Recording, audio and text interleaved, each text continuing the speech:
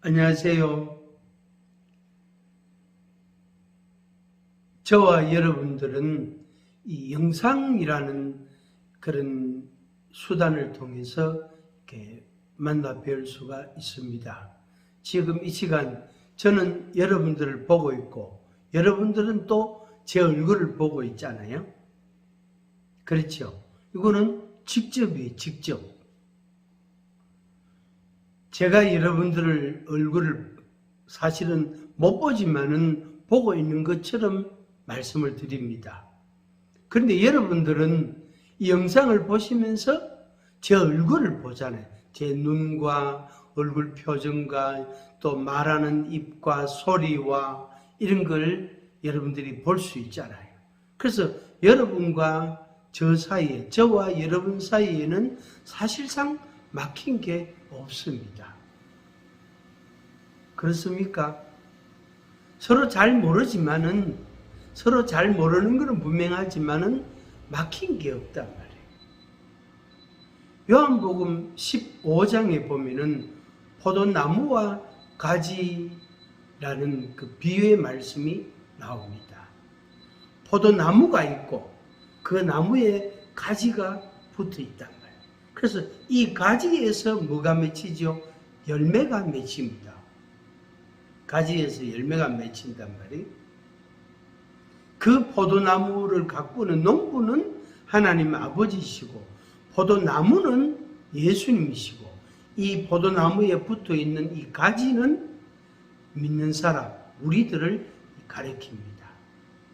그런데 만약에 열매 맺지 않는다고 해서 농부가 이 포도원 지기가 그 가지를 어떻게 잘라버리면 어떻게 될까요?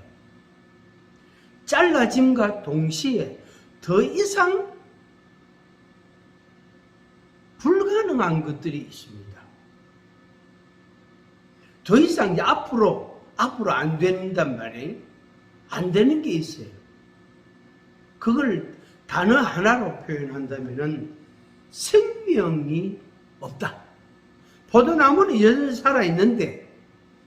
살아있는데 여기에서 잘린 이 가지는 생명이 없다. 생명이 없다. 그래서 말라가는 거죠. 이미 죽었고 말라간다. 그래서 생명이 있는 포도나무에 가지가 붙어 있을 때에는 생명이 있었는데 이게 잘림과 동시에 이 가지에는 생명이 없는 것입니다. 이 가지는 점점 시들고 마르게 되고 나중에는 토막토막 내서 땔감으로밖에 쓸 수가 없어요. 이 가지 가지고 책상을 만든다든지 가구를 만든다든지 무슨 이렇게 말뚝을 만든다든지 그렇게 용도가 그렇게 쓸 수 없어요. 포도나무 가지가. 그거는 오로지 적당한 길이를 잘라서 땔감으로밖에 쓸 수 없습니다. 다른 방법으로 다른 용도로는 불가능합니다. 포도나무 가지가 그래 생겼잖아요. 이렇게 넝쿨처럼 그래 생겼잖아요. 그리고 그게 쭉 곧지 않고 꾸불꾸불하고 나무 가지가 막 뒤틀린 것처럼 막 그렇단 말이에요. 성질이. 그래서 포도나무에 붙어 있는 포도나무, 생명이 있는 나무에 붙어 있는 가지, 이때에는 생명이 있습니다. 이게 잘리면은 끊어지면 생명이 없다. 이거는 여전히 생명이 있는데, 포도나무는 여전히 생명이 있는데 잘린 가지에는 생명이 없단 말이에요. 그래서 더 이상 열매를 맺을 수도 없고 기대할 수도 없는 것입니다. 만약입니다. 만약에 이게 말이에요. 이 가지 이렇게 붙어 있는데, 가지가 나무에 붙어 있는데, 요게 절반 정도 잘렸다. 절반만 붙어 있다. 이 가지가 성할까요? 성하지 못할까요? 성하지 못합니다. 쓸모가 없습니다. 그러니까 이게 다시 붙일 수가 없단 말이에요. 만약입니다. 여기에 다른 돌멩이나 쇠붙이나 안 그러면 뭐 고무로 만든 그런 그 물품이 자그마한 것이 여기에 또 사이에 끼워져 있다. 끼워져 있단 말이에요. 그러면 어떻게 될까요? 마찬가지 죽은 거나 마찬가지예요. 붙어 있긴 하지만 그 가로막혀 있는 그것 때문에 더 이상 생명이 이 가지에게로 흘러올 수가 없는 거예요. 이게 이제 우리 믿음 생활에 있어서 정말로 우리가 하나님 중심으로 살고 있나 없나 하는 문제입니다. 분명히 예수님께서는 가지는 포도나무에 붙어 있지 아니하면 열매를 맺을 수 없다라고 말씀했어요. 가지가 나무에 붙어 있지 아니하면 열매를 결코 절로 혼자서만 자기 마음대로 자기 임의대로 절대로 열매를 맺을 수가 없다. 이렇게 예수님이 말씀하셨단 말이에요. 아니야. 나는 할 수 있어. 나는 그래도 열매 맺을 수 없다고 말씀하셨지만은 나는 할 수 있어. 나는 열매를 맺을 수 있을 거야. 틀림없이 내가 열매 맺도록 내가 열심히 할 거야. 그렇게 안 된단 말이에요. 마음은 그래 먹을지라도 결과는 그렇게 안 됩니다. 이 가지가 무슨 노력을 하는 게 아니고 뿌리와 이 포도나무가 애쓰는 거예요. 그래서 포도나무에서 이 포도나무의 생명이 계속 있단 말이에요. 그래서 붙어있는 가지에게로 이 생명이 계속 흘러가는 거예요. 근데 이게 잘렸거나 아니면은 여기에 이물질이 끼어 있어서 길이 막혔거나 이래 되면은 이 가지는 열매를 맺지를 못하게 되는 것입니다. 그러니까 우리의 마음이 정말로 오로지 하나님 중심이냐? 정말로 하나님 중심이냐? 아니면은 절반은 하나님 중심, 절반은 내 중심이냐? 80%는 하나님 중심, 20%는 나 중심, 반대로 20%는 하나님 중심, 80%는 나 중심. 그렇게 되면 어떻게 될까요? 결과는 열매를 맺을 수 없다는 것이 이제 문제입니다.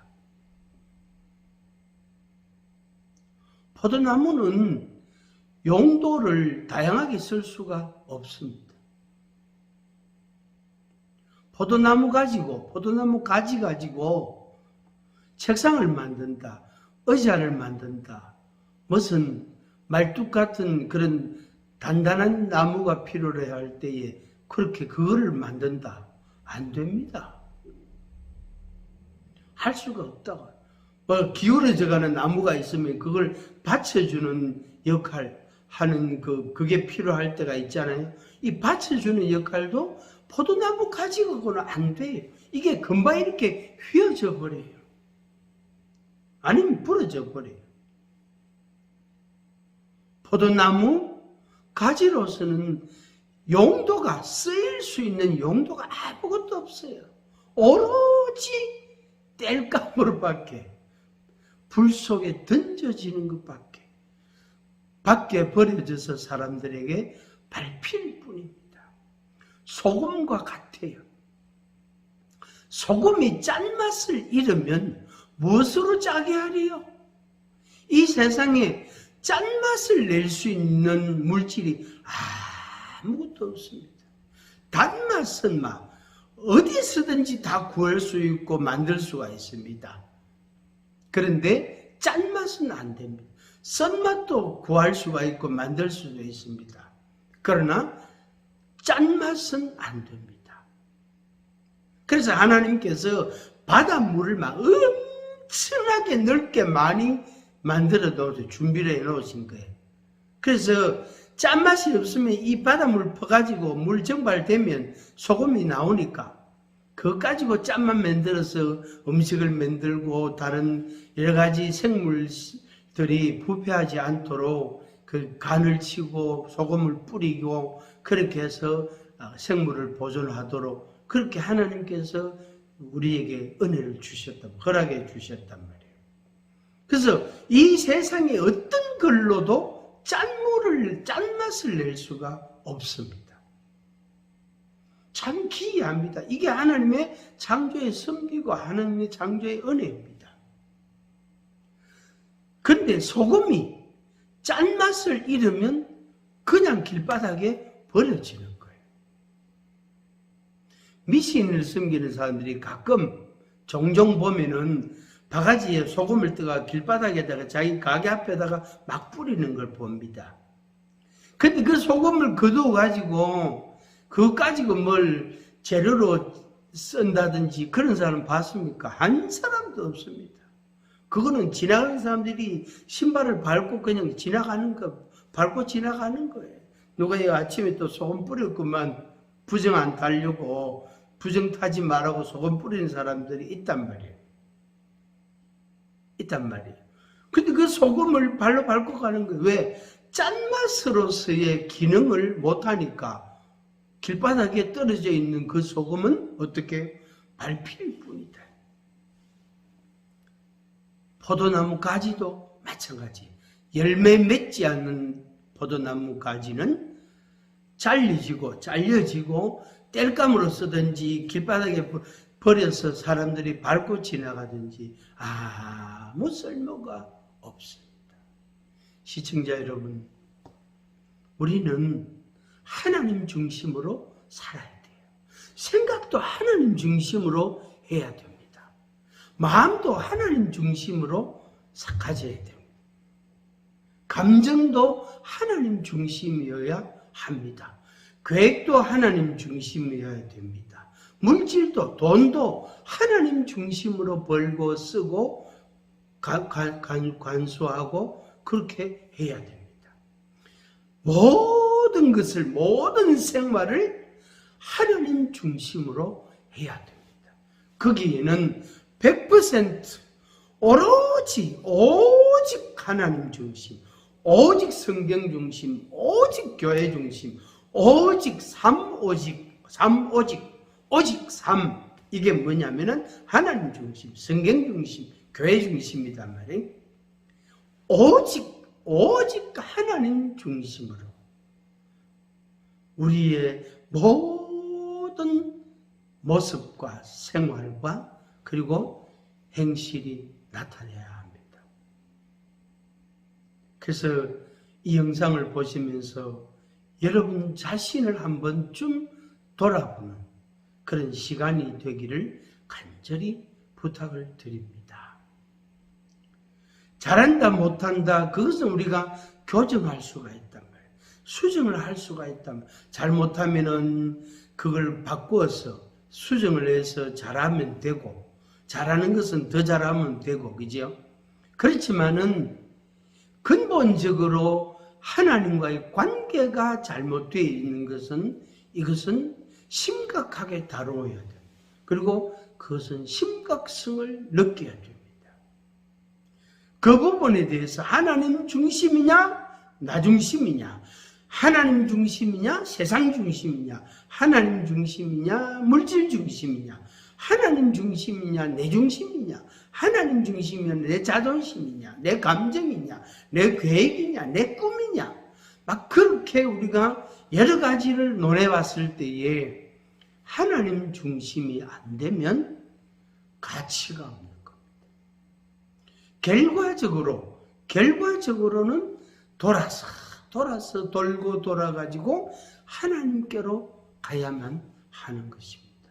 그러면 그 긴 시간 돌고 도는 그 긴 시간은 얼마나 오래 걸려요? 어떤 사람은 10년, 어떤 사람은 20년, 어떤 사람은 암 걸렸다가 또 나았다가 정신 차리고, 어떤 사람은 교통사고 당해가지고 고통받고 그러다가 정신을 차리고, 어떤 사람은 집을 날리고 그 다음에 정신을 차리고, 여러 사람들이 여러 그런 의미들이 있단 말이에요.